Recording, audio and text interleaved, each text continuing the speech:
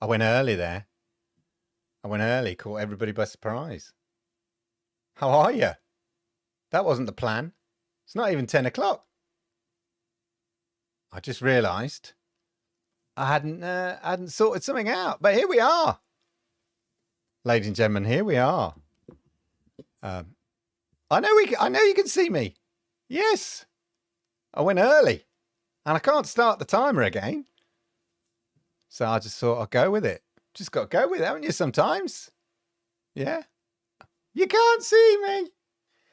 You can't see me. Yokoso, yokoso, yokoso.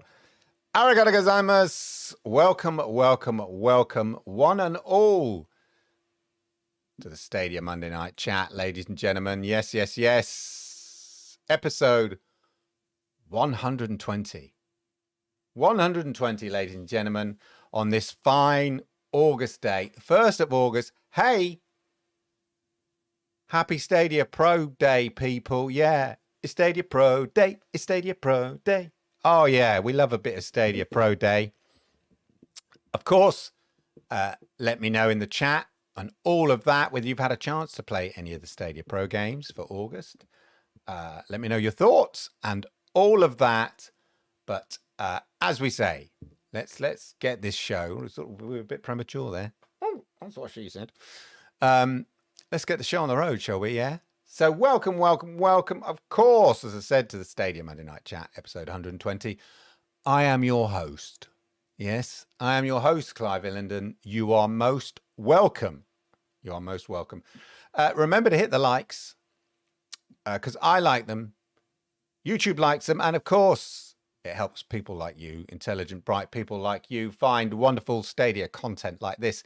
And we've got to get the word out here because of, as many of you know, you lot know, you getting gems. Yeah, I'm dropping gems in here. You're getting facts. You're getting insight. But not enough people are getting it. As we've seen. Yeah, there's a lot of ignorance out there. You have a duty. You have a duty to inform, educate. And hey, why not entertain on the way? So take what I say. Get people here. Let's everybody come and join the party. You are like disciples. You need to go out there. Yeah. Help spread the word and educate people. Yeah. That's what we need to do because we know on this show, we've said a lot of things and a lot of things have come to pass. And when you put that up against a lot of other stuff that's out there and do, I don't know, an accuracy count, yeah, a prediction count, I think you'll find that we're pretty hot on all of that. Anyway, as I said, we're going to have all the Stadia news. We've got some game rumors. It's quite a juicy one, really, that no one else I've seen's picked up on. And for me, personally, it's quite a juicy one. I mean, it's big. It's a big game. But I guess it's too exciting or too positive of a rumor to write about, which is weird. I wonder why that is. We may even have a little TED talk about lies, rumors, and negativity. Because again, it's just useful to kind of understand these sort of things. Anyway, as I say, in the chat, you are the chat. I need you. I'm very tired today. I'm very tired. I don't know why. Well, I do know why, but I need your energy. Yeah. I need your energy. Feed me your energy. I need your energy to be up. Yeah. I need to be, oh, come on. We're going to knock it out of the park tonight, ladies and gentlemen. And I need your help because you are the chat in the Stadia Monday Night Chat, people. So get in the chat and all of that. In fact, why don't we just dive headfirst into the mosh pit? Yeah. And see the people who rushed as soon as those doors opened, rushed to the front of the stage 30 minutes early. Yeah. So they could be there when the talent comes on. Yeah. It'll be on in a minute.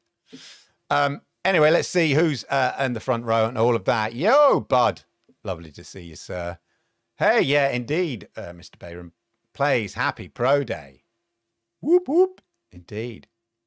It's great, isn't it? I mean, in my old age, time flies by.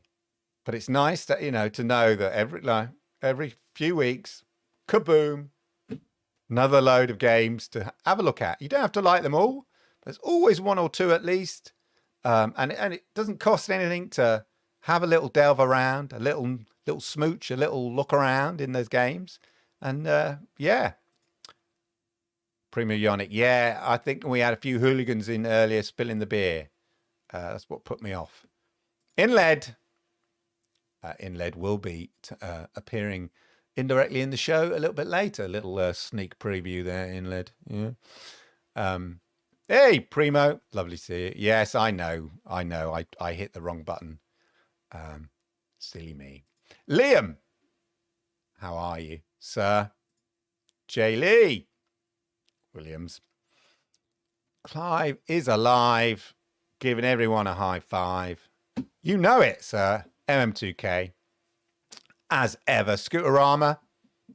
Bringing a bit of the old Germans. Don't talk about the football. And all of that. Geek the Sneak, how are you? Hey, the cowboy is in the building, yeah. Yeah, cowboy likes he likes to ride a pony. He's a cowboy that rides a pony, is that right? Joking. Ah, Yoshida, arigato gozaimasu, sugoi, and all of that. Lovely to see you, Yokoso. Crow Resine, super. ELC no more. Funamata. Hello, sir. Marcus G. What a celebrity. Oh, tell me about it. Yeah. I'm trying to find that energy, Jinx. Trying to find that energy. Yeah. That's what it is. Evening. Oh, that's Mr. Bayron playing saying evening to everyone. But anyway, let me know. Christopher's listening, even though he knows the show will be available on your favorite podcast platform tomorrow. But he loves to listen live because it's the best way. It's when you can always hear the crackle of electricity and all of that.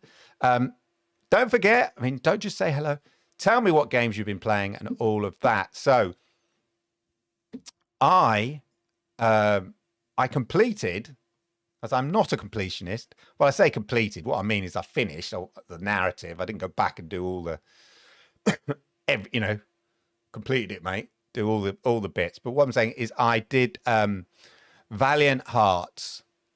It drew me in. It kept my attention. It plucked at my heartstrings. Had me tearing up. I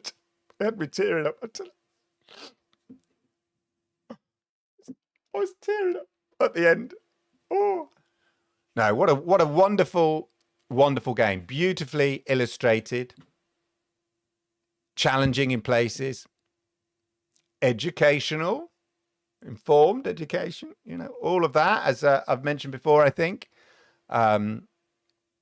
Obviously, I like history, know a lot about First World War. You learn it at school in Britain, but it's mostly from, obviously, British perspective. So what I found quite interesting about Valiant Hearts was just kind of understanding a little bit more about the French side of things. So I knew bits and bobs, but it was just like there's loads of stuff I didn't know. And I was like, oh, I was discovering stuff, reading stuff. So it's just the power of interactive games, ladies and gentlemen. Not only, can they tell a story, that it's art. It's this, they used to call film, as I may have mentioned, I studied film at university. It used to be called the seventh art. Yeah, it was known as the seventh art in the latter part of the 20th century.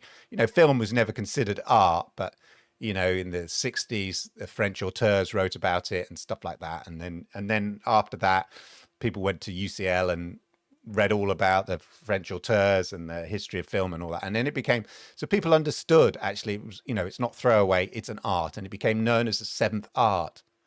So does that make potentially games the eighth art? I don't know.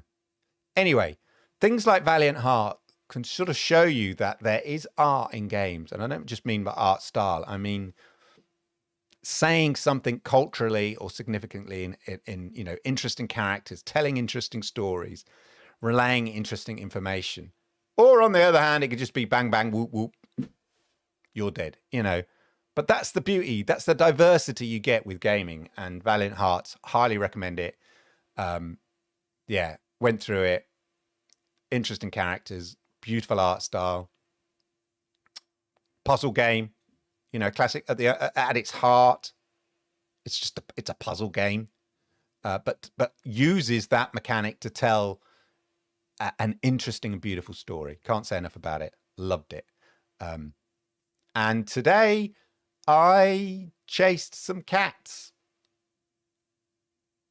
and petted a crow. Not crow resin. But yeah, a bit of Calico. Obviously one of the games of Stadia Pro and all of that. Sednos says playing a bit of PUBG. I did play a bit of PUBG actually over the weekend as I was doing a review. You may or may not have seen it. My HyperX Cloud Mix Buds. I did a review on the video and I wanted some footage of me playing PUBG and trying them out with PUBG. So yes, a bit of PUBG I partook in as well. I know it's their Control is a game I really want to play. It's like films. I really want to see that film. And then when it comes around to it, I never get around to seeing it. And it's a bit like that for me with Control. Anyway. Hey! Rudigs from Chat Stadia. Welcome. Welcome. Lovely to see you. Everybody make sure that they are subscribed to Chat Stadia. Always good to see you, sir. Christopher went back to Division 2. One of the best games. Neglected. I neglect it. Wavetail. Of course, it was a free play weekend of Wavetail. Forgotten City will be up in the news, of course. Yeah, Crow was petted. Who knew? Yeah, Cowboy just likes to pet his pony. So you can't make a big crow in Calico and ride it. Easy, steady. Oh dear, it's kicking off already, isn't it there? And now your mama knows. Anyway, as I say, always interesting what you guys and girls are playing. Always interested in that. Keep it going in the chat. All of that. I think it's time for some news.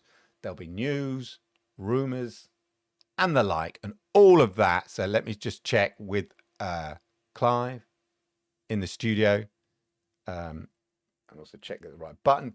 Clive, are you ready in the studio? Yeah, you are. Clive's ready in the studio. We're going to go for the Stadia Monday Night Chat news. Let's go.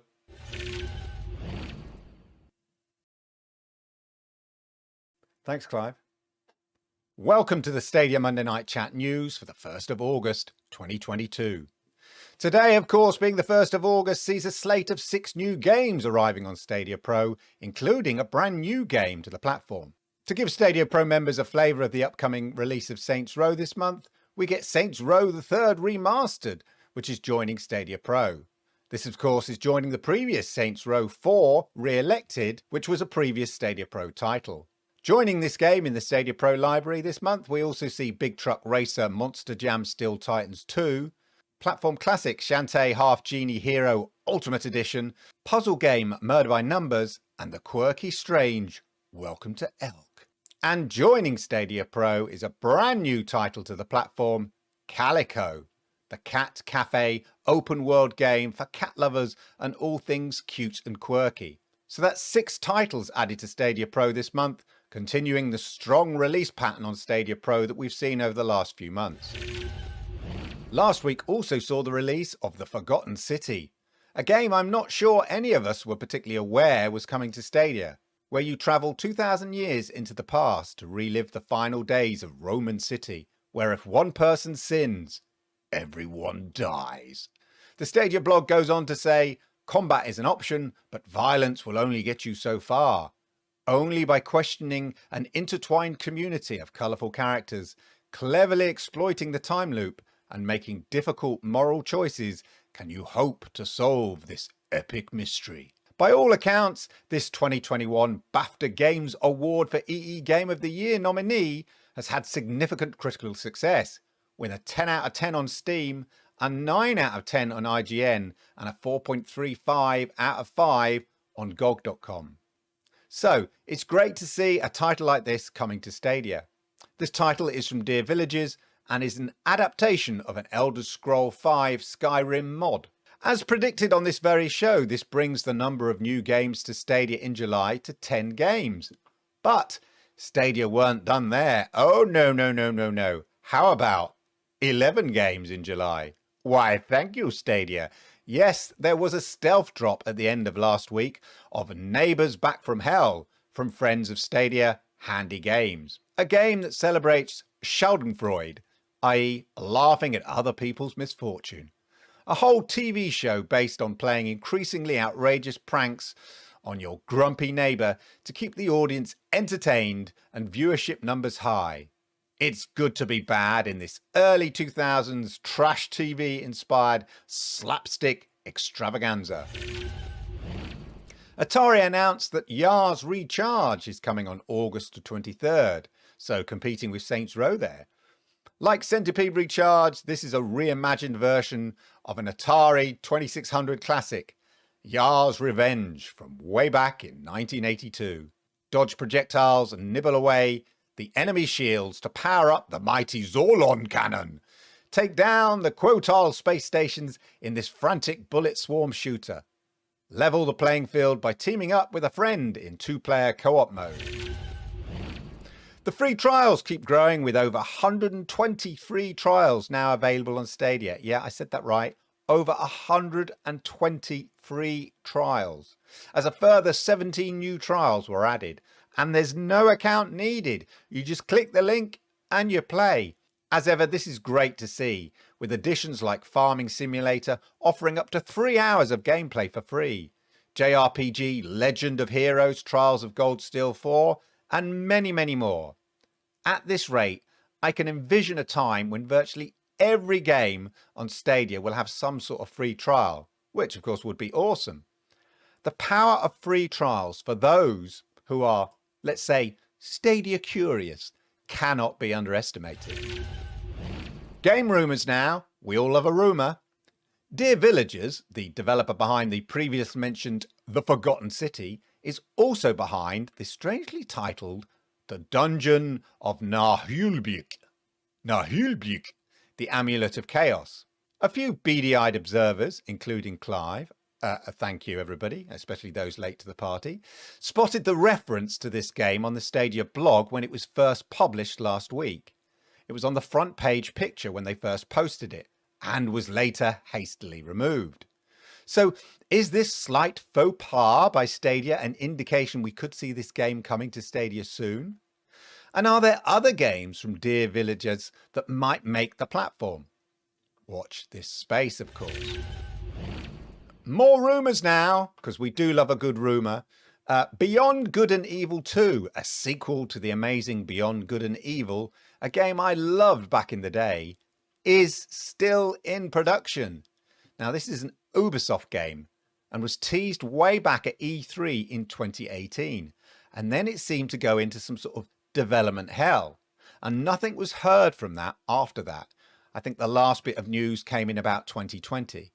So it seemed like it was a case of another game that might have been, which is a bit like Skull and Bones, to be honest, that also seemed to get lost in development hell before reappearing on the horizon to now coming into full sight later this year. Anyway, the last news that we had on Beyond Good and Evil 2 was back in 2020, as I said.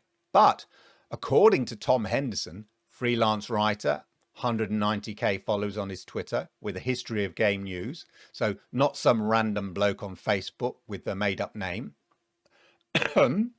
claims that the game has started playtesting. Yes, it's very much alive, he goes on to say. A bit like Stadia then. Now, in the recent Ubisoft earnings announcement, Reed reported on this show that they mentioned that along with the delay of Avatar until next year, they had also pushed back release of another as yet unnamed AAA game. Could this be it? As this is an Ubisoft title, could Stadia see Beyond Good and Evil 2 next year? I for one hope so, as the original is a personal favourite of mine. And a rumor that we featured on a previous show a week or so ago, again, in there early with these stories, seems to be gaining more momentum. Yes, gamer fans, Bratz Flaunt Your Fashion has now been certified on ESRB. This is from Outright Games, so no surprise if we see this on Stadia soon. And I think we're done with the rumours there for this week. I don't think there are any other rumours. I'm not sure. Any other rumours? Anyway, this is a new show, so we only deal with rumours with substance. Maybe Clive knows. Anyway, I don't know. That's your news for the week. So it's back to Clive in the studio. Clive, back to you. Thanks, Clive. Well, there you go. What do you think about that? As I say, the Stadia Pro games there. Let me know if you've ventured into that world of the Stadia Pro games for August. Have you tried in the new games that dropped last week? I said on this very show, what did I say at the top of the show? I said we get things right, didn't we? I said, could we see at least 10 games? Yeah, could we see 10 games by the end of July, in July? Could we see that drop? And we did. In fact, we saw 11. Yeah, we squeezed one in there at the end of last week to make it 11 games in July. So keep it up, Stadia. You're going to have to if you want to hit 100. But that's good. It's interesting that of the Stadia Pro games, that there's only one new game. I think what was useful in July is that there was a whole handful of brand new titles to the platform in Stadia Pro. That's not to say I don't think they could deliver another 8 or 10 games this month. We know some games that are coming. You know, we know that Yars is coming. We know that Saints Row is coming, and a few other titles as well. So yeah, maybe 8 titles. Could we see 8 titles? But that, you know, we've also seen a potentially leaked game that could come this month. Got some outright games. Bratz could come. So there's some titles there that could well come along. So could we see around 8 or 10 games again in August? Who knows? Equally, it's also a quiet time. So, you know, it's holiday time, isn't it? But there we go. Let's hope so. And all of that. And as I say, let us know in the chat which of those Stadia Pro games have you had a chance to play for, or any of interest to you? Are you curious about? And all of that. Before we crack on with some other interesting stuff, some breaking news from a little bit earlier. Should I check my private messages? Nope. Breaking news from a little bit earlier. Wrong button there. Got distracted. From Carson Kelly, who he loves announcing games, doesn't he? Carson Kelly just announced Carson Kelly Production presents a Carson Kelly game. He loves it like he's making a big Hollywood movie here. Carson Kelly Productions presents a Carson Kelly game. Talking Dogs, Jack's Story, Talking Dogs 2. That's what it is. It's a sequel to Talking Dogs, which isn't even out. Talking Dogs is not meant to come out until 2023. Anyway, basically, he's announced. Is there a link there? Let's go to his. He's announced a sequel already. Let's go to the. Oh, it's down for look, Carson. Look, it's down for maintenance. I'm giving you a free promotion, Carson. Come on. Anyway, the point is, he's announced a sequel to Talking Dogs. Talking Dogs. Imaginatively named Talking Dogs 2, which is due for 2026. Stadia game in 2026, ladies and gentlemen. 2026. Anyway, we haven't seen much of Talking Dogs. Seen a few clips and stuff. There's a few pictures, a few footage. I don't know. It always looks at some sort of weird. Don't know what it is. where the dog is. Anyway, Talking Dogs 2, ladies and gentlemen, has been announced there by Carson Kelly Games, a Carson Kelly production. It's like there used to be a joke on from Little Britain in the UK TV, and about a sort of famous actor from the 70s and 80s who used to always seem to sing the theme tune. And Little Britain, they used to do a gag where they go, right, the theme tune, sing the theme tune. Is that a bit like Carson Kelly there? Right, the game, sing the game. Only joking, Carson. Looking forward to the Talking Dogs games. Great to see, though, people are sort of planning for stuff in 2026. So there we go. All good stuff. So I just wanted to share that breaking news. And as I say, you know, we're talking about the number of Stadia Pro games, the number of games, 11 games in July dropped and all of that. So, of course, it's over to our data people, Jack and Inled, to have a look at some data. So first of all, if we go with the wonderful Jack the Slip, shout out to Jack the Slip, for I am standing upon your shoulders when it comes to data. So on Monday, as of today, ladies and gentlemen, the Stadia library will have 286 games. Think, you know what's wrong with Stadia, Clark? They've got no games. They've got no games. They're closing down within 6 months. My brain. On today, 286 games, 164 of which, quick maths, more than half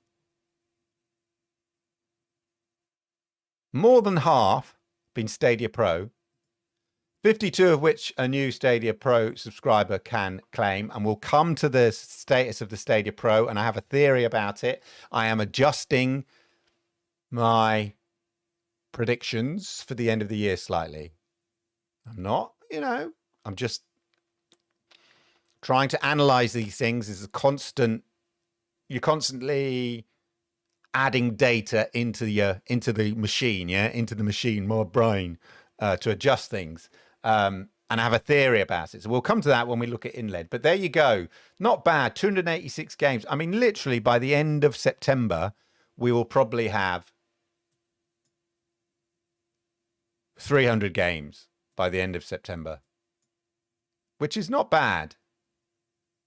Not bad at all, really. I mean, you know, remember the heady days? We had about 23 games when it launched. Oh, them were the days. Oh. There's so many games just like untouched, collecting virtual dust because they've got so many games. Who knew? Anyway, so that's always interesting to see. And there's the graph there over time. And you can see here, games claimable in Stadia Pro at a time has steadily grown, but it seems to have leveled out. I think now that they have a finite budget, probably. I'm surmising. They have a finite budget, depending on the amount of, you know, Stadia subscribers and stuff, and especially if they're sharing the pot, the Stadia Pro income pot with developers who release games in there. They've got a finite budget, so they need to limit potentially the amount of games they can have in Stadia Pro at any one time. And at the moment, it seems that based on the amount of Stadia Pro's games coming in and at the same time coming out, it's hovering around that 50, 52, 53, sometimes a little bit higher, but around that 50 mark. So I think that's probably the sort of, given the number of subscribers, the sort of level and size of the library at any one time. That's not to say that library wouldn't get bigger, but I think it's directly proportional to the number of Stadia Pro subscribers. So if Stadia Pro subscribers, say with the expansion to Mexico, if that suddenly increases the pot, as it were, the number of Stadia Pro subscribers increases the pot, conversely could increase the amount of games that could be in that pot, in that library at any one time. That's my theory anyway, based on that, because there does seem to be a leveling out. But here, games that are being claimable in Stadia Pro is pretty consistent, straight line there, which is interesting. They've constantly, obviously you could see at the end there, that little blip upwards from July, and we might see some more blips. But equally, there was about 5 or 6 games that came out in July, so it balances itself off. But yeah, as you can see down here, it flattens the curve, flattens it out. But there we go. Let's see slightly more, no disrespect, chat, but slightly more colourful. As ever, my favourite design of stats. Now this one actually interesting. Again, shout out to Inled here. Look at this. Is this? I think this is out of date. I thought there was more than 120. I thought there was over 120 free trials already out of date. This was, in fairness, this was. It's an ever moving feast. The amount of free trials, they just keep popping up all the time. But interesting, look, he's plotted out here 119 free trials, 103 hours of free trials, 103 hours. And you don't even have to sign up. I cannot stress enough the importance and the brilliance of the free trials on so many levels. Not only the fact that it's just the link. And so every game that's got a free trial, every Twitter handle, every developer here will tweet out, hey, you can play my game for free with a link. So it's not Stadia tweeting it out. It's not us crazy fanboys, whatever, tweeting it out. Every developer, every publisher who's got a free trial can tweet it out. And remember, it's just the link. People click on that link and boom, you're playing. Yeah, so it spreads the word. Yeah. Not only that, I remember years ago on my Samsung Smart TV, there was like GameFly. And I never tried it because it's like, oh, you got to pay for that game. Oh, you got to pay for that. Oh, yeah. I was curious. As Clive said in the news, it's really good for those people who are Stadia curious. So if you're just, you've brought a brand new LG TV and you see the Stadia app and you wonder what that is, and you go, oh, look. It's not like, oh, have a free trial of 3 games or 4 games or 5 games or 6 games or 10 games, 20 games, 50 games. No, 120 odd games, 103 hours. Yeah. So and no commitment. And that's the beauty of it. It's just share a link. Just as Phil Harrison pointed out back in E3, June 2019, it's just a link. Can sit on somebody's store, can be on their Twitter, can be on their social, media page, whatever. So that's, amazing. And look, Farming Simulator there sits alone with a 3-hour trial. You need it just to get your crops in. I never got on with that game. I didn't know where to take my crops. A lot of 2-hour games. And interestingly enough, a lot of the Japanese games here. Legend of Heroes, Trials of Cold Steel 4, Trials of Cold Steel 3, Ys 9, Monstrum Nox, Ys 8, Lacrimosa of Dana, and a good selection of, well, how can you avoid having not having a good, it's over a third of the library. Over a third of the library is free trials. And then the majority of little 30-minute dip-ins here out there. So as you can see there, the majority of them are either 30 minutes or 44 or 60 minutes there. Really interesting. Really interesting. But really great to see. And what's also great to see, as I say, it's on so many levels. All the levels I've said about now they've got the game landing pages. It's just a link. All these developers are going, hey, our game's free trial. They're tweeting it out to all their followers. So it's not sort of in the Stadia bubble. It's going beyond. It goes beyond the Stadia bubble. People who say Stadia curious, click the link, they could try it. There's all of that, which is really cool.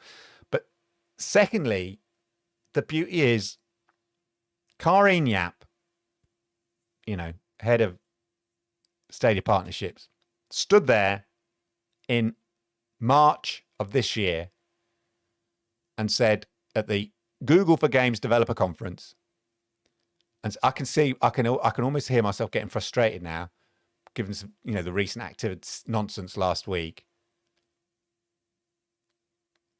Stood there representing Stadia and said, we'll be rolling out free trials, starting with Risk of Rain. Yeah. And any publisher, developer who wants to, their game to have a free trial, they just have to tell us and for how long, put the variables in, press a button, boom. Yeah. That was way back in the middle of March. Now we are the 1st of August. There's over 120 free trials. It's the speed at which it's been adopted is impressive and encouraging. There's so many levels. There's levels to this. There's so many different levels of goodness to the free trials, not just the fact that somebody can try a free trial without having to put their account in. There's so many layers to this. I can't, it's just amazing, really amazing. And that's, again, it's like, it's just that crazy short memory that people have. They just forget. When I say people, I mean, I don't know, I hate that generalist people. A lot of tech journalists, they report. So they report on Stadia and they've forgotten about it the following week. And then when something comes along that is unsubstantiated or doesn't, there's nothing in their mind going, well, that's odd because they've just announced Mexico, or that's odd because at GDC they announced all these free trials, these new payment schemes for developers and publishers. Oh, that's odd. No, they forgot it. They've forgotten it. Yeah. As we say in Britain, that we're about the news. It's today's news is yesterday's chip paper. Yeah, because we go down a chip shop for our non-UK people. Used to go down the chip shop and they'd put the chips in the newspaper, wrap it up in newspaper, fish and chips, wrap it up in newspaper, keep it warm, hand it to you. Yeah. So the saying is today's news is tomorrow's, fish and chip paper. And it's true. It's still today. It's like people got short memory. And it's frustrating for me personally. It always has been frustrating. Always has been very, very frustrating. That kind of approach and attitude. Yeah. Anyway, there you go. Next up, ladies and gentlemen, I just want to talk about, so I'm going to build on that slightly. Oh God, here he goes. All of that. Let me just, let's just see what you've been saying in the chat quickly before I rev up and all of that. I've just got to press that button. Right. Oh yeah, the other thing is, let me know what you think about Beyond Good and Evil. Here's Rashad Lawson says, my best question is, will Beyond Good and Evil 2 be available in Stadia in the future? Well, I think the only question you need to ask is, will it get released? I'd given up the ghost for this. This was first trailed. I thought when I was preparing the news for Clive, I thought that it was shown at E3 at 2018. It was shown at E3 at 2018. It was also shown at E3 at 2017. If ever there's a game that sort of seems to have been lost in development hell, it's Beyond Good and Evil 2. But as tweeted out, can I find the tweet again? By Tom Henderson. Yeah. And Tom Henderson is, he's a freelance writer at various sites. Okay. But he's no slouch. 189,000 followers. So he's got to be reasonably consistent. Look, we put it in, let's make it relative, because we sit here and we might, effectively slag off lots of tech blog posts, because when we know facts and then we see those facts incorrectly printed or reported about stuff, you do question, well, if they got that wrong, what else have they got wrong that I don't know about? Yeah, information and stuff. But anyway, but the point is, so within that context, yeah, he's pretty up there in terms of reporting. Yeah, I'm not saying, like I say, he's just another tech writer. But he does write a lot about the big games, writes on try-hard guides and stuff like that. Yeah, and 190,000 followers and all of that. So pretty legit source. And as I said, he's staying here. Beyond Good and Evil 2 has started play testing. What questions do you have? Yes, it's very much alive.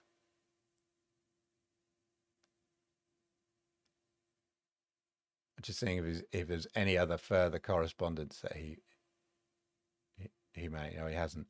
But yeah, very much alive, according to him. So that's encouraging to me. And I think that's all you need to know in terms of will it come to Stadia? Because if it's an Ubisoft game, it's coming to Stadia. Yeah. It's the exception to the rule, the games that don't. So For Honor, for some strange reason, and there has to be an underlying reason why that's not coming to Stadia, whether it's technical, whether it's contractual or whatever, because every other game from Ubisoft, multi-platform game, is on Stadia. So the only question you need to know, Rashad, really, or answer, we need answering, is Beyond Good and Evil 2 genuinely still in development? According to Tom Henderson, journalist, respected, I'm putting that in context. Yes, it is. So, and that's as Mr. Byron Plays says as well. Exactly. Great minds think alike, and all of that. So yeah, but let me know whether you're excited about that. Are you a fan of Beyond Good and Evil 2 and all of that? I'd love to know, and all of that. I keep saying all of that. That's because I'm doing something I'm doing something in my hand. Doing something with my left hand that you can't see. That's what she said. So I'm just holding this. Anyway, there we go.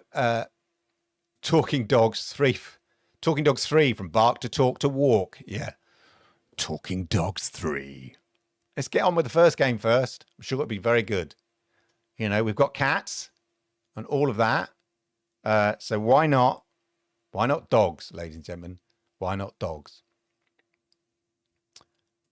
We're planning on hitting 100 games in the year. That could mean there's around 10 games a month. Yeah. We're going to have to see a flurry. We do know, and this is not me making excuses, right? We do know there's been some genuine delays. So we know that Avatar has been delayed. We know some other games have been pushed back. So that's just one publisher. So there is a good chance that that there may be other games, other publishers that are suffering the same fate. So we're clearly going to lose maybe a small handful of games from this year, and they'll just come next year. I think we need to kind of, that is the nature of game development. We've seen it, from the get-go. Doom Eternal was meant to come out in December on Stadia. Didn't come out until April 20. Cyberpunk was meant to come out March 20.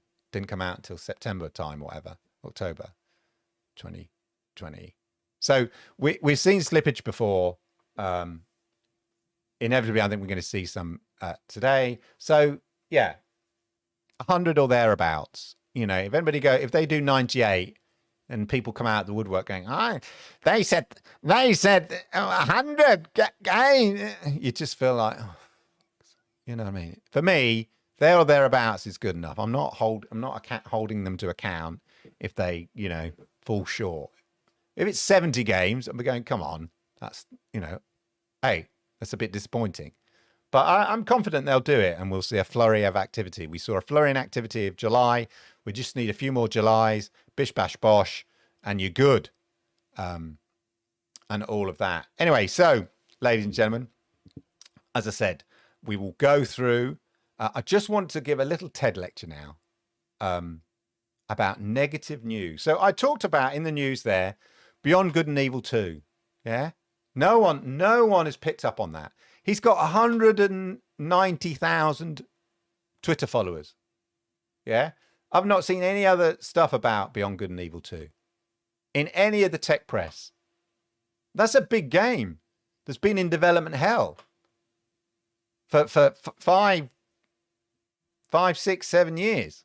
Yeah, like Cyberpunk had a long development tail. Beyond Good and Evil 2 is a massive game. A much loved game, Beyond Good and Evil, the original one. So that's news, and that's not being tweeted by a guy with 3 followers. It's got 190,000 followers. But maybe it's not good news enough. And that's the thing about negative news. And I have a theory about negative news. So, which builds on theories that we already know. They say bad news travels fast. It's a cliche. Yeah. It's a proverb. It's a cliche, right? But you know what? It's not new. It's not new. It never has been new. I remember a play I studied from the 1580s. Yeah, 1582. I can't remember, whenever it was. 1580s. Okay, it was a Jacobean tragedy. So sort of ran about Shakespeare's time by Thomas Kidd. Thomas Kidd studied it at college or whatever, called the Spanish Tragedy. And there's a line in that in which he says, a character says, if he lived, the news would soon be here. Nay, evil news fly faster still than good. Yeah. And basically what he's saying, in that kind of Shakespearean style, nay, evil news fly faster still than good. Bad news travels faster than good. And that is still holds true today. We are desperate for it because negative news and stuff is the thing of dramas. It is the thing of entertainment, like we watch some dramas and it's about conflict and negativity. And some people say, it goes back to caveman days or whatever, so you're being chased by a woolly, we're perceptive to negativity in case we get attacked by a saber-toothed tiger or a woolly mammoth, that kind of thing. Anyway, so we know bad news travels fast and people are eager to jump onto it, right, for whatever reason. But I would say there's a difference between rumors and lies. Lies are very different from rumors. Yeah. A lie tries to subvert a known fact. It is aimed at undermining the truth. A famous example, of course, is, the earth is flat. Mountains of evidence exist showing the earth is round, yet some people persist in believing that the earth is flat because they want to believe it. Yeah. Despite all the evidence to the contrary. Yeah. They want to believe it. In their eagerness to believe it, they lower their threshold of checking the validity of these things. So I'm referring, of course, to the nonsense last week. If you took this lie, a troll, so effectively a lie, yeah. If you took, and none of you did, I'm sure, sensible people, bright people, you watch this show, you know where it's at. If you took this lie as a rumor without a basic check to see that it was a lie. So I talked about, journalists, paid tech bloggers, write one thing about a company and then they've forgotten it. They've completely forgotten it. The next day, some story comes along Bad news about people, bad news about corporate organizations makes great news because it travels fast. People love it for some reason. So if you took that lie as a rumor without a basic simple check to see that it was a lie because you were so eager to jump on what appeared to be bad news because you knew bad news gets you clicks, it travels fast. And as a paid journalist, you repeated this lie that you thought was a rumor. Yeah.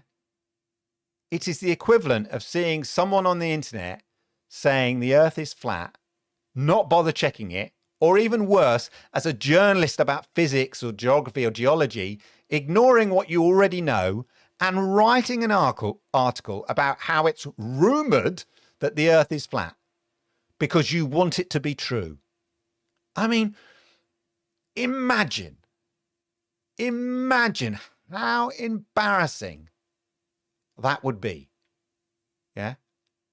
A paid journalist in the subject matter that they're writing about, ignoring the facts and truth because they're so eager for something to be true that they even jump on a lie, a troll, because they want it to be true. I think if you did that, especially if you're paid for it, professional, I think we can all agree that would be embarrassing. I would be embarrassed. I'm embarrassed for you. And you'd have to put your hand up and go, I'm sorry, folks. You know what?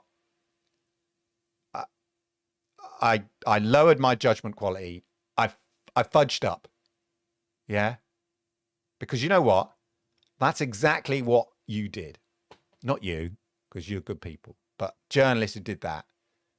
You fudged up. And you should be truly embarrassed. And equally, I would say,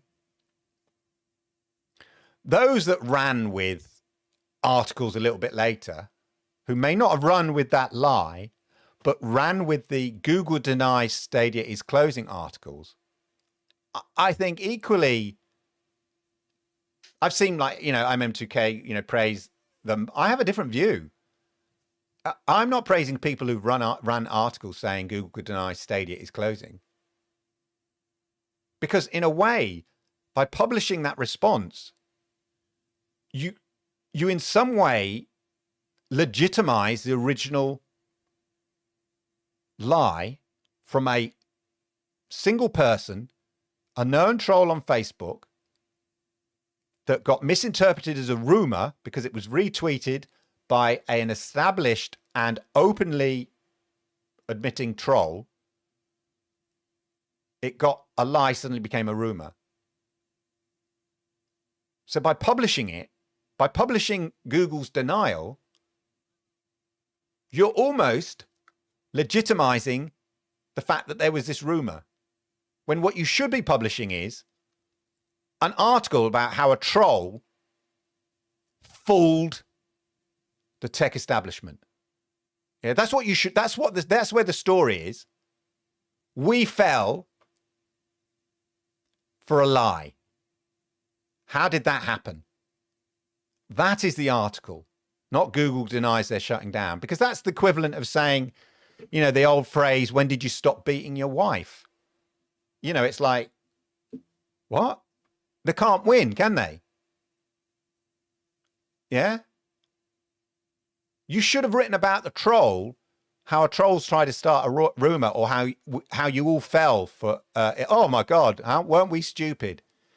When we looked into this, we realized we were a bit eager and we fell for a troll from some random bloke on some random Facebook page, and it grew legs, became a lie, became a rumor became repeated.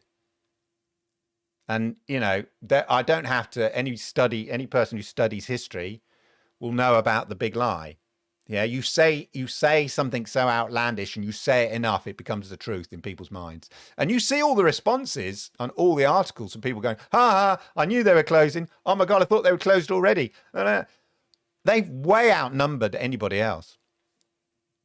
So anyone who published any stories about these, I think, either on the rumor directly or indirectly, I think deserves a visit from our favorite, well, my second favorite Asian lady, if I'm brutally honest. Yeah.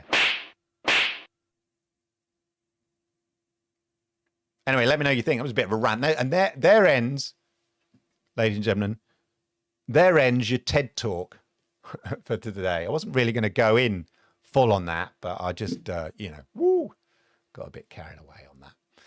How about some good news, right? Again, good news that probably won't have any legs. Good news that happened actually way back in March, but nobody really paid attention to it. Yeah. Let's think of some of the biggest Japanese publishers. Yeah. Name some in the chat. Some of the biggest Japanese publishers. They publish games on Stadia already. I am talking about Bandai Namco. And now I can't find my little thing. So, where's my Bandai Namco thing? So Bandai Namco, back in March, announced a partnership. Yes, Purple Haze, Bandai Namco. Announced a partnership with the Google Cloud. Now, let's caveat this. I'm not saying, this is not me about to say it's to do with Stadia, it's to do with immersive stream and all of that. It's not that, but it is Bandai Namco transferred all their multiplayer games into the Google Cloud. So they, whoever they were using before, I don't know, they moved and transitioned all their Japanese multiplayer games, their fighting games and all of that. So a lot of sort of, I guess, games we aren't familiar with, but, you know, because they published loads and loads of hardcore Japanese games. They published all of that to Google Cloud. So this is very much part of, if you remember, Jack Buser, who headed up part of Stadia, was moved from Stadia, got promotion to sit on the sort of the cloud board, Google Cloud, to represent selling Google Cloud and Google Cloud tools to the gaming industry. Yeah, it's all about, they sell it to retail, they sell it to medicine, all these different things. And then one big pillar of this that Jack Buser heads up is selling Google Cloud and the Google Cloud tools. So that's hosting, multi-platform tools, game development tools, immersive stream. You know, it's just one of the many tools that they offer. Anyway, so Bandai Namco in March or so, well, it was slightly before then, transferred all their multiplayer games into over to Google Cloud. And I just think it's quite interesting because it just means that there is that relationship. I'm not saying by any, and don't go running off, oh, we're going to get all of Bandai Namco, they're going to start an immersive stream channel. I don't know. I'm not saying that. I'm just saying it's interesting because it's about building relationships. And interesting is that they're building, this is Google building a gaming relationship with one of the biggest Japanese games publishers. And I just find that very interesting. Is this the tweet? No, that is, that's not the tweet. That is Chaka's tweet about an old co-worker of hers. That's not the one I was looking for. Anyway, so it was actually at the Google for Games Developer Conference. There was a talk specifically about how Bandai Namco, from Bandai Namco, at the Google for Dames, Google for Dames. She's a dame, she's a dame. No, Google for Games Developer Conference. How they went about transferring the multiplayer games across to Google Cloud and the work that it went into. And I just found that interesting that, as I say, they're working with, where is this damn? Bear with me. I'm doing an M2K. Where's this damn thing? Oh, here it is. Flip's sake. Yeah. So this is old news. This is old news that got neglected. Switching clouds while live. How to migrate a live gaming service to Google Cloud. It's in Japanese. It has English subtitles, so I'm all right. But so this was all, as I say, a 14-minute talk all about how the people who run the Bandai Namco servers and the multiplayer games, how they went about migrating a live gaming service. So this is their live gaming services, their live games, while they were live effectively to Google Cloud. But I just thought it was really interesting that Google have made inroads into the Japanese hardcore gaming publishers, because in Japan, it's all about earning respect, earning that reputation. And so things like this are a stepping stone. When I was a lad, no, seriously, when I was doing game industry business stuff in Japan, one of the things that I was taught about, I'd never been to Japan before at the time. And so there's the whole etiquette when you're dealing with Japanese businesses, Japanese business people and stuff, and about the whole ritual of, being super polite, handing over your business card. You need to present the business card the right way and all of that. And if you want to talk to somebody, you need to go through different layers and earn the respect. And then they go, okay, I'll see, you can then talk to, Mr. Miyagi-san, or whoever it is, and then you go up the levels. It's not like the American way where you just pick up a phone and you go, hey, Joe, let's do breakfast. Okay, I'd love to do breakfast, Joe. Okay, I'll see you. Bye, bye. No, you've got to kind of, it's much more incremental and slower. You've got to build that reputation, show respect, be polite, get in there. And so in a way, what I find interesting, if we use that analogy, is that Google, a very Western company, ultimately, all non-Japanese companies are effectively Western companies, when you think about it, to Japan, are getting in there, earning the respect with a big publisher like Bandai Namco. And that respect and news will travel. So as I say, this is not me going here. We're going to see that all of Bandai Namco's games. We have some Bandai Namco games. Thank you very much on Stadia, and it's very much appreciated. But if, I don't know, Stadia ever gets round to launching in Japan, it is relationships like this with Bandai Namco that will help them and give them credibility in the Japanese marketplace if they ever expand to Japan. This is the kind of, this is the stuff. You don't get this stuff on other shows, ladies and gentlemen. This is the stuff. That's what I'm talking about, yeah? Anyway, there you go. I thought I'd just finish off that. Right. Chat time, I think, ladies and gentlemen. Chat time. Let me just refresh my chat. I hope you found that interesting. Wow, I've got a bit of lectures there. This is the stuff I love, though.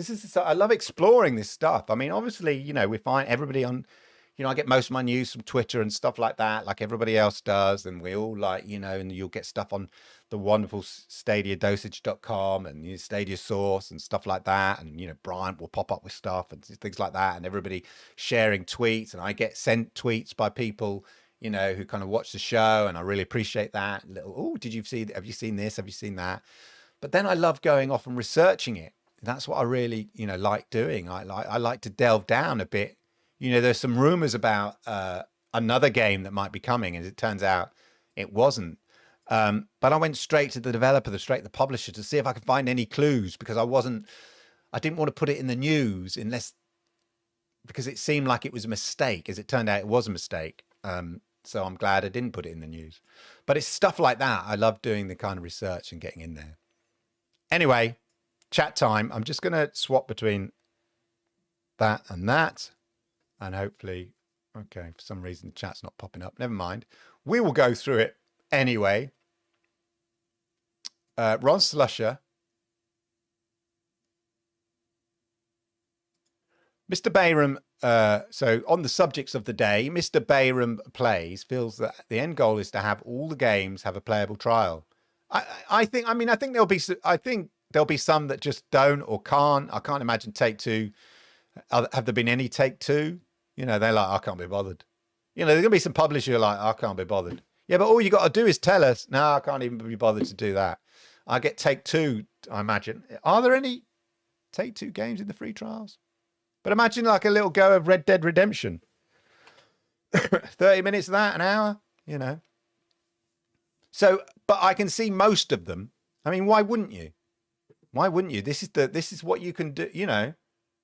You can't do this really effectively on this scale, even like with digital products, because there's the whole, the whole, I was going to say fag.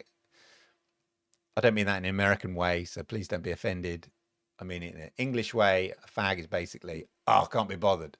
Yeah, just before everybody tries to cancel me, it's a kind of can't be bothered expression, right? Oh, I can't be bothered to download that game. So even if you have free trials, but if you have to download them, it's a barrier, isn't it? A barrier. Whereas a link to play is not a barrier. Beyond Good and Evil. I love Beyond Good and Evil. Yeah, you go around taking photographs of the strange fauna and flora, and there's a whole adventure story. With Pidgey, funny name, the pig character, completely different art style in the cinematic trailer I showed you. I mean, that looked like it was a full-on CGI movie. Even from 2018, the graphics are looking pretty impressive from that. Definitely not in-game graphics, as I'm going to tell you. Yeah, they got to speed up, no question about it. Calico, yeah. I do have a problem with the Calico's camera. I think they need to do some work on the blocking off. You've got to get that balance between seeing inside a building and your sort of camera getting stuck behind the wall. I kind of get that a bit. I don't know whether anybody who's played it get the same thing. You know, if you're swinging the camera around too much, you can get sort of, you're inside, but then there's a wall in front of you. I think that needs to sort of be done a bit better, but it's a lovely, cute game. I just love the random songs going on in the background. I have the game on Luna. I haven't tried it. I mean, Good and Evil. Is it on Luna? Beyond Good and Evil. I did not know that. Interesting. Yay! The haze is in the house, ladies and gentlemen. Purple haze. Lovely to see you, Mom. Everybody, look, everybody loving seeing the purple. Yeah. I'm happy to be here. Hey, we're happy to have you here, Purple. 52 games, 52 weeks per year, 1 game per week to beat. Crazy. Crazy. I feel as if companies make those movies when they want to increase value of their share. Yes. Yes. Interesting. That's an interesting point, Chat Stadia. You're right. Back in the, I say back in the day at E3, I used to always remember the World of Warcraft. They always had an amazing cinematic.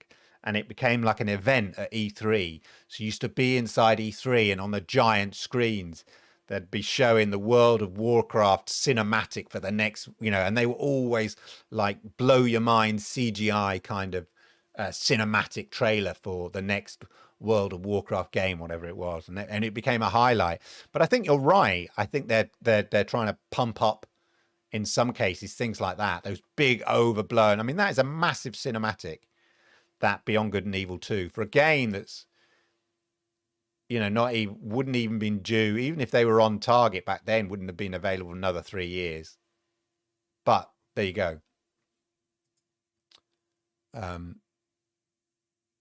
Hey, Ninja Guy X, good to see you, sir. Two bag 313. It is only one. Yeah, that's the thing. That's why I think, you know, Carson Kelly. That's why I sort of. I used to kind of, you know, do that. You know, well, if you ever watched Lord Kensall's sort of streams, they're kind of, or even the beginning. You know, the beginning of this show is like, I even don't know what it's called. A Clive London production presents. You know, it's sort of, I love it. It's like quite a bit of fun, isn't it, to do that? To sort of announce yourself in that kind of third person, as though you're some sort of corporate entity. I find it quite, you know, it's a bit tongue in cheek as well for me, but yeah. I think sort of Carson Kelly is a bit like that as well. I think he quite likes that. He likes presenting himself as, even though he's sort of one dude, you know, he's a company. And I guess if you take yourself seriously as a company, other people will take your company seriously. You know, if you sort of portray it in that kind of corporate way. So I understand what he's doing, and I think it's quite cool. But yeah, it is just one guy at the end of the day. But like Wizard of Oz, don't look behind the curtain. It's already outdated. Oh my God. Man. Looking forward to week 2 recap. Oh, yes, of course. Don't forget. Let me just call up the community, the cloud community. I'm going to do like a 4 scars here. John Scars here. Oh, no, I've got it up here. Cloud Gaming Championship week 3 challenge is up. Let's do that. And it's a creator, which is, I think is awesome. Let's quickly do that before we go back to chat. Cloud Gaming Championship Week 3 Challenge. Shout out to the organizers. They do an incredible job here. The second challenge is no, it's the third challenge. I was about to say they do an incredible job, and it looks like, look, they put the second challenge. Don't you mean the third challenge? It's the Creator Ninja Warrior mini game in Creator, made by legendary creator game creator Ekelrock. It's the first time we've used a creator mini game in a competition, which I think is an amazing idea. What a wonderful idea. Creator Ninja Warrior is marked with the following characteristic: parkour, race, difficulty, fast-paced, solo-friendly. The rules: simple. Your goal is to complete the Creator Ninja Warrior parkour course as fast as possible. Best time wins. Nice and simple.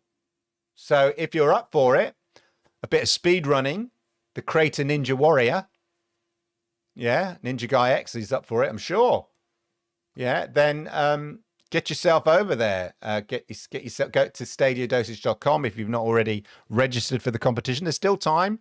There's prizes to be won and all of that. But yeah, week 3 is Creator Ninja Warrior game. Best time wins. Simple as that. Love it. So thank you, Ninja Guy X, for reminding me about that. If only those demos were available on Google. Yes, Scooterama, that is a very good point. I think probably it's because the user interface on the TV apps is so limited, isn't it? Just scroll across. And I don't know, again, I'm not technical. I don't know whether that's because of the size of the memory that they've got to operate within limits that.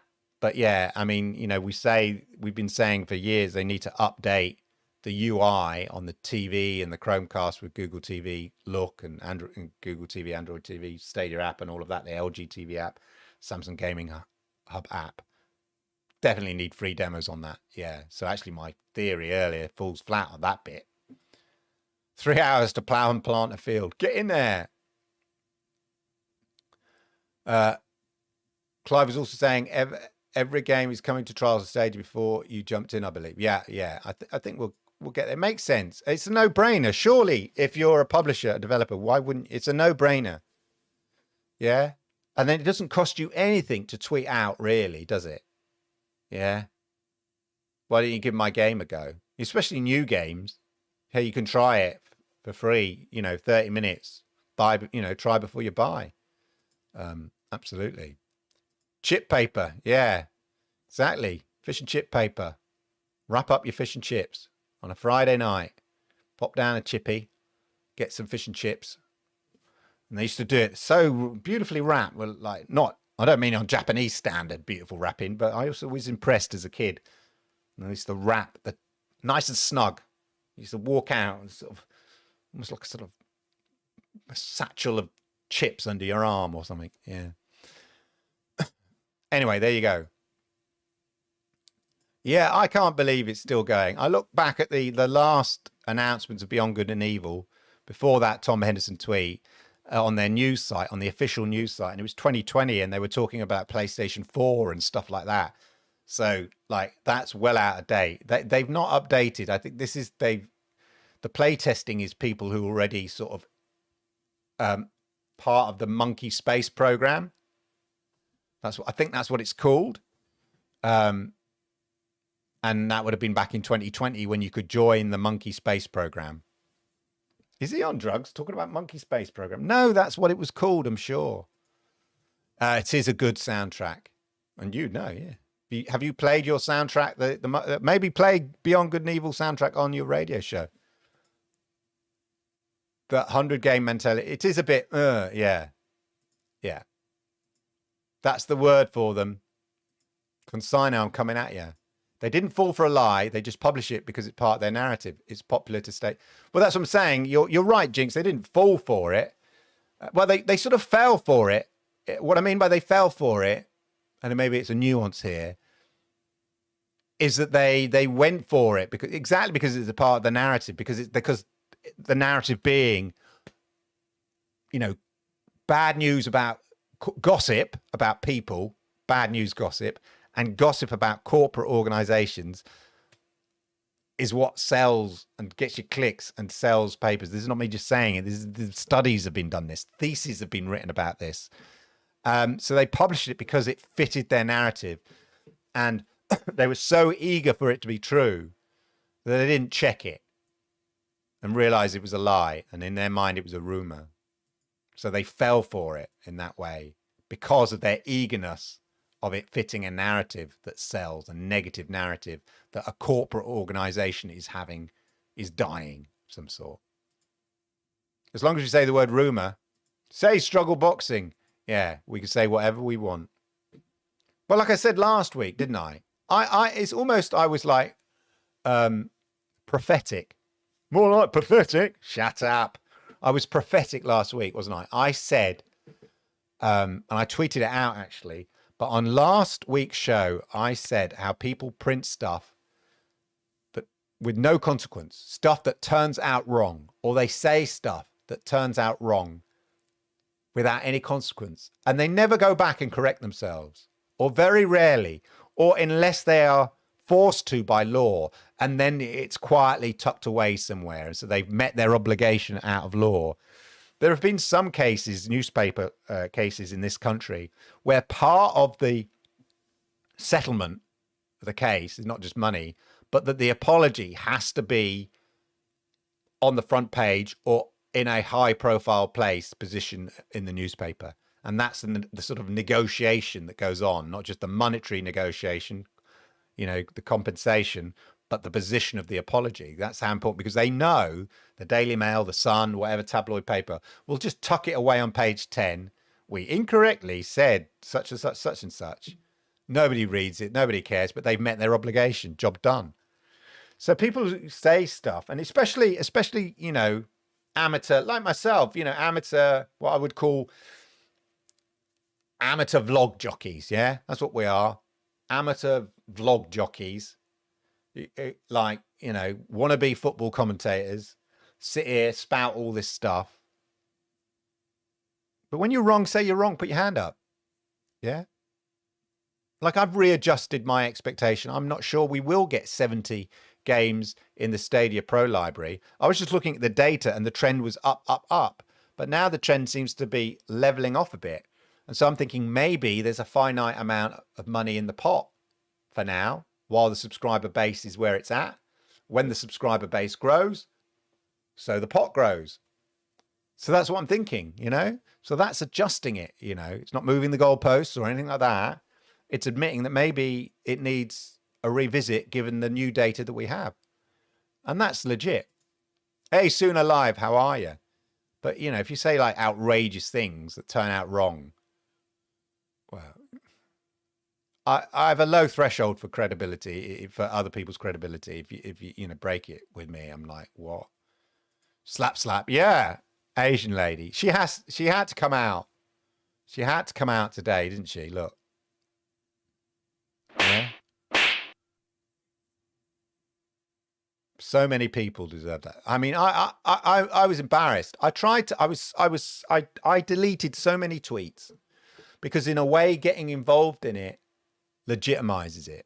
You know, I saw tweets going, even people going, "Oh, I'm glad. Oh, I'm glad they're not closing," and it's like, even that frustrated me. Like, why would you think they were closing? Are you that gullible?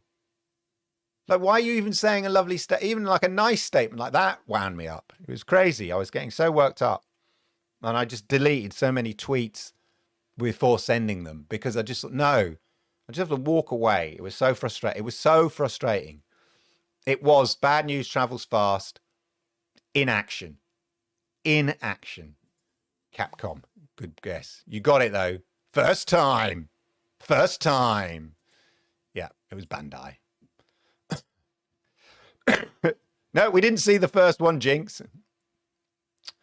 We didn't see the first one. I'd love to see the Atlus game on Stadia. Goated.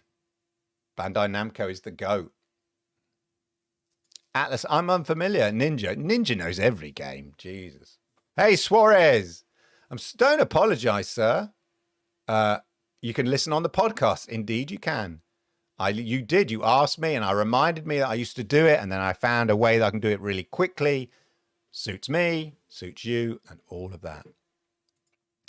Outside of Nintendo, console sales have been abysmal in Japan, with PS4 only moving a little over 7 million last gen, which is extremely low. Yeah. Most of Japan gaming revenue comes from mobile gaming now. A Carson Kelly presents a Carson Kelly game by Carson Kelly. Carson Kelly's Talking Dogs.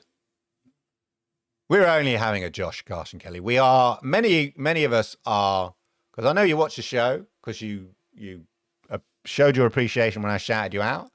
And we're looking forward. We love the fact that you support Stadia, and we're looking forward to Talking Dogs. And now, Talking Dogs 2.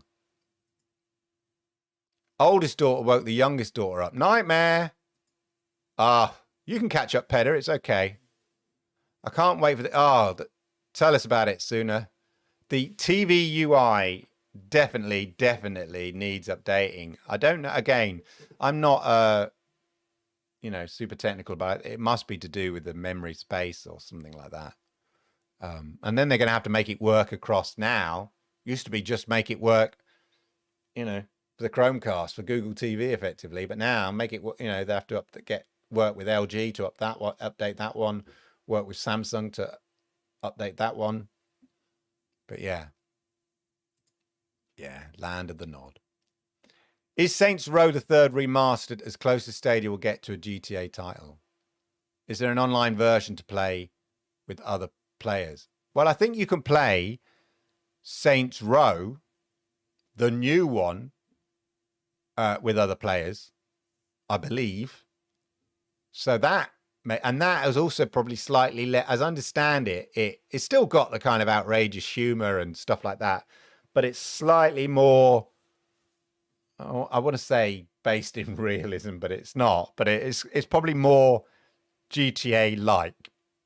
Yeah, but with the big crazy explosions and silliness going on, but not quite as silly as some of the other Saints Row have got. So I think it's going back to some of the original stuff where they just said, let's take GTA and turn it up to 11. Hey, Ninja did play the soundtrack Beyond Good and Evil on the show. It's coming back to me now. I can't remember the music, but I just seem now to remember it did have a good soundtrack. Yeah, thank you, Mr. Bayron Plays, for just saying that. Indeed. Yeah, anybody can be the sun these days. Exactly. It's interesting, Pedder, knowing that you are a football man. I've been listening a lot recently. I don't know why. I never used to, but to sort of talk sport. It's on the It's on the YouTube. It's on YouTube, and I've been sort of seeing a lot of analogy in that kind of. We've got a caller here ringing in about, Liverpool's performance or, Nunes, I talked about Nunes, the new striker for Liverpool, and he joins the club. He's had about a week of training. They play a friendly. He misses a couple of shots and everyone else, non-Liverpool supporters going, ha ha. and doing montages and clips of him, you know, miss-hitting the ball, whatever. One friendly match after a week of training, new to the team. Next match, he comes on for the second half, only 40 minutes, not even 45 minutes, I think, and he comes on for about 40 minutes, scores 4 goals. Yeah. Gets a goal at the, you know, community shield at the weekend against Man City when their big striker doesn't. You know, it was sort of deemed the battle of the strikers. So it's just like everybody's an expert, like on one thing. They paint a whole narrative on one thing. They don't look at the bigger picture, to use a football analogy. You know, but so what you see on these talk shows, and in America as well, they probably have talk sport shows, you know, sports jocks. Everybody's an expert, aren't they? And they just looking for the story, and the way that they ask the questions are such leading questions. You know, they want the person to say something controversial, so they ask with a leading question so they can say, "Are you saying that?" And the person's thinking, "No, I never said that. Are you saying that? Is that what you're trying to say?" You know. And it's the same with gaming and the gaming blogs and podcasts and stuff like that. That's why I mentioned, you know, weeks ago I mentioned I want to do a proper podcast style show, which is me being less energetic and crazy and more of a gentle chat, like a podcast. You know, stripping it back, but I just it's finding the right person to do it, and there's sort of a tick box of criteria of things if I'm going to do it, but it's just to sort of, again, it will be much more low key, less in your face than I am, you know, doing this show. It's all about energy and all that kind of stuff. Just to have a more in-depth, like a proper podcast should be, an in-depth chat rather than headline baiting and all of that kind of stuff. Hey Jay, how are you? Hello, sir. Ninja Guy is excited for talking dogs. I thought you were a cat man, Ninja. Yeah? Are you a cat and a dog man? In Calico, you have to go and find somebody's cat. I didn't play it long. You probably have to find loads of people's cats. And I thought I'd found it. I picked it up and it started barking. And I thought, why is it barking? It was a talking dog. No, it was a dog. But I don't know. It didn't look like a dog to me. It looked like a cat. Maybe I didn't have my glasses on properly. I was about to take it back to the cat lady who was looking for a cat, like take back a dog and go, "Is this your cat?" Would have felt right. Silly Billy. A bit of player help, he'll settle in. Exactly. Darwin knew it's going to be great. I see a lot of potential for him. He's going to be lethal in the air. Yeah, exactly. Just knew it takes time to bed in, but like people make snap decisions because it fits a narrative they want to happen. Yeah. That whole toxicity thing, you know, look at him. They just spent 85 million quid on him. You know, like basically $100 million on him, and he mishit the ball, like after a week of training or whatever. Like, anyway, the best way you can answer that is then put 4 goals in your next match in 45 minutes. Anyway, barking cats. Exactly. I was confused. It looked like it looked like a cat to me. Oh, I missed the Beyond Good and Evil 2 conversation. Okay. Quickly for you. This journalist here, Tom Henderson, 190,000 followers, legit freelance video games journalist, has said, now that Beyond Good and Evil 2 has started playtesting, so this is a game that was announced in 2017 at E3, announced again at 2018 E3, then we never heard any more about it really up to about 2020. A bit like Skull and Bones had the same life cycle. It sort of seemed to get lost. Anyway, it turns out they've started playtesting on it. It's very much alive. In the Ubisoft earnings call earlier, a few weeks ago, they did announce that another game, a sort of AAA-ish game, which this could be it, had also moved into 2023. I'm wondering whether it is this unannounced game. It was an unannounced game, whether it is this that they were referring to. I'm not sure. But that's the story. Beyond Good and Evil 2 that I thought was long gone, dead, in development hell, a piece of, you know, fluff that never got off the ground, was dead, but it's not. It's very much alive. A good news story, ladies and gentlemen. according to Tom Henderson here. I'm not sure what more sources that he has. I've tried to do a bit of research, but they haven't updated their own website. And as I say, I think the testing is available for those that had signed up for testing in 2020. Inner circle there. But he's saying very much alive. And since it's an Ubisoft game, you can bet your bottom dollar. Yeah. You can bet your bottom dollar. If it does get published, it'll come to Stadia. All right, Caseball.